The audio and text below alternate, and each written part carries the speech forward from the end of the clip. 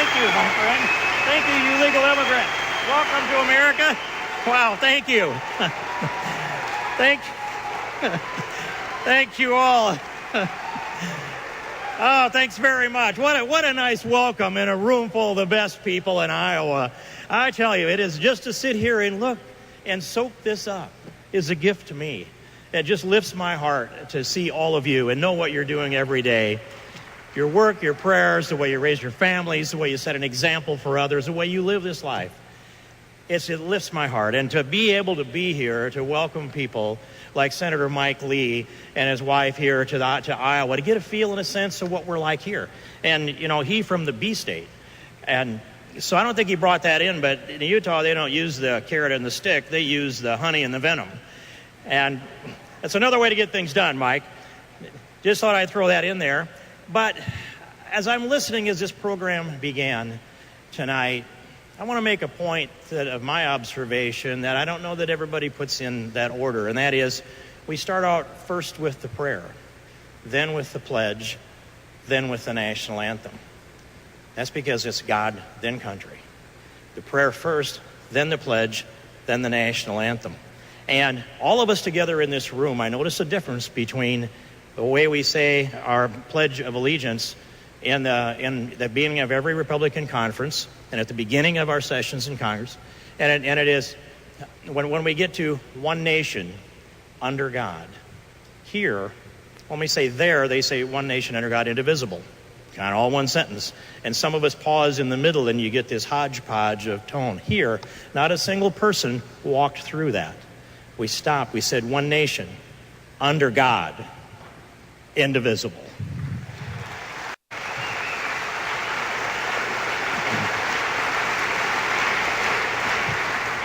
To think that the Supreme Court one day might be called upon to decide if it's constitutional for us to say such a thing. Or having God we trust on the walls inside the chambers in the House of Representatives. But for me, I was reflecting here on the discussion we've had tonight. Now, what should my message be? One thing that I said earlier today in a conversation on the way down is that if I could back up, say, 10 years and make 3 points and make those points over and over again so that they actually hit home, it's where do we need to go? What's the policy at the federal level that we can put in place that helps take us where we need to go? We all know that it's faith and freedom. We all know that it's God and country. We all know that if our families are restored, the rest will take care of itself. We heard Ralph Reed, whom I first met here in Iowa back in about 1988 around a brown sack lunch. And by the way, Ralph, I appreciate you coming back to Iowa over and over again. And it looks to me tonight like you're the new Dick Clark for America, because it's been a long time you've been coming here and you haven't changed a bit. So I know that God's in your life because you appear to be stress-free. And I'm at peace also, thankfully, because of your prayers. But here's what I would ask. If I could put 3 pieces in place, 3 policy pieces in place that would help assist these things we've talked about, faith, freedom, families, and it would be this. First, pass a balanced budget amendment to the United States Constitution.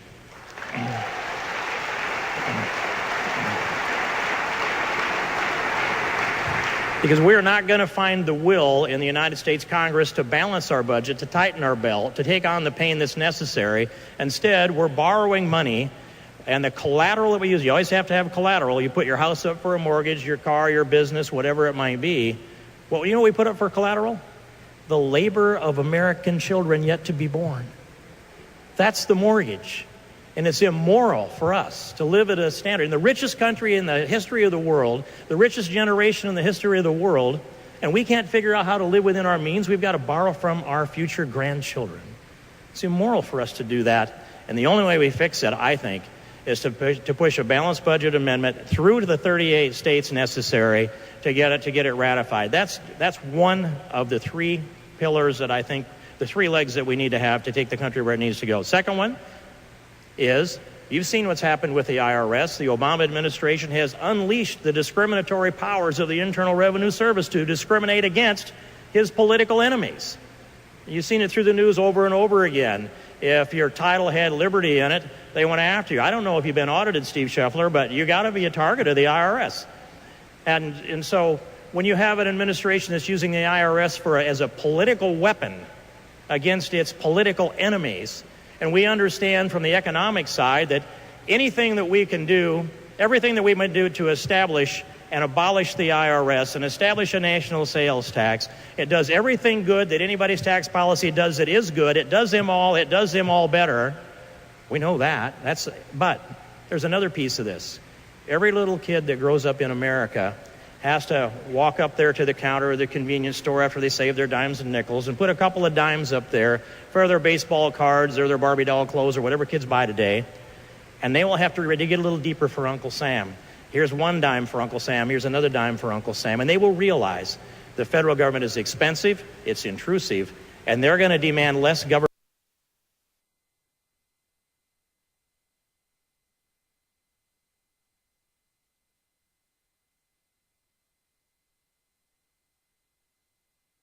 Stand at the pulpit like this and tremble in fear that they'll lose their 501c3 not-for-profit status if they say something that might be partisan or deemed political.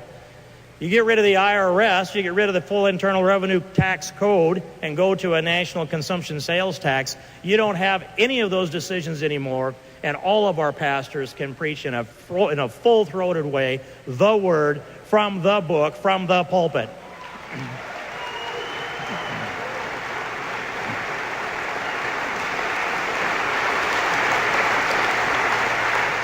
Not only that, we get to finally tax the pimps, the prostitutes, and the drug pushers. I think that would be a good move, too.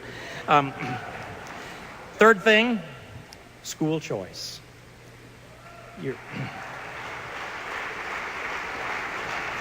You're watching as Common Core is pushed across this land, and I know a lot of you in this room have stood up against it and made sure that I was paying attention as well.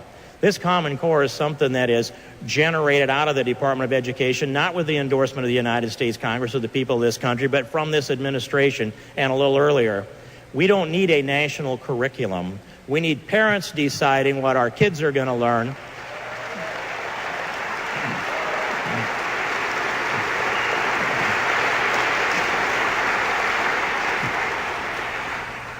And the values that have been scrubbed out of our education system by the court system and by the movement of the culture and the civilization come back again. Now think what it is. We know what it's like, a faithful family that raises their children, homeschools them. Part of their curriculum, of course, is the Bible. Part is our faith. A big part of it is they live it, they learn it, and they incorporate the academic work into the faith component of it and the work ethic of all kinds. That's the homeschool. Then when you get out into the public school, a lot of those values are scrubbed out. No more prayer in the public school. I was a freshman in high school when Madeline Murray O'Hara succeeded in the Murray versus Curlett case, and they took prayer out of the public school.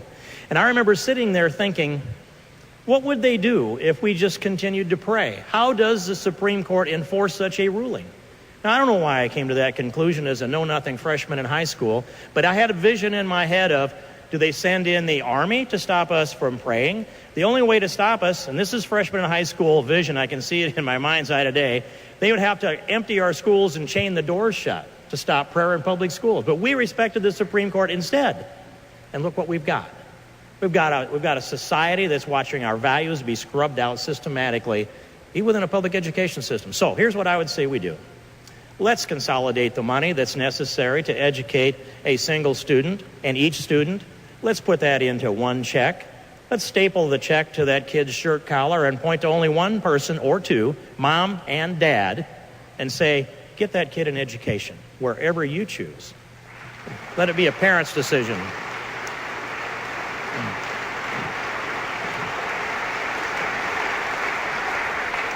So we do three things. If we balance our budget, if we abolish the IRS and get our freedom back and stimulate this economy and raise generations of conservatives, and if we allow our pastors to preach the fullness of the gospel from the pulpit without fear of retribution from the IRS, and if we provide school choice, I think those three things, coupled with the renewal that we need of faith in this country, takes us where we need to go. And I would remind you also that there will be a victory. And it's not going to be our victory. It's going to be his victory. And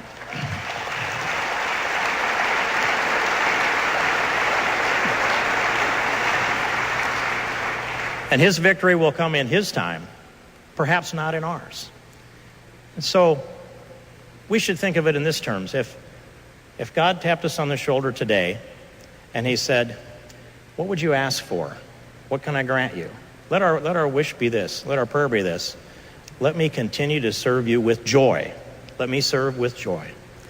And I would describe it this way, that, I take a little heat and I get some arrows stuck in my back, and there are people get up in the morning and search the internet for something that they can be indignant about, and then they try to launch a viral attack, and I call those kind of people professional hyperventilators. They can you believe what Steve King said today? Oh my. Well, let's not read it too closely because we're already indignant. Let's just send it out there. And you have to be willing to face that kind of criticism, laugh it off a little bit, and go back into the battle again and again and again. And some people wonder,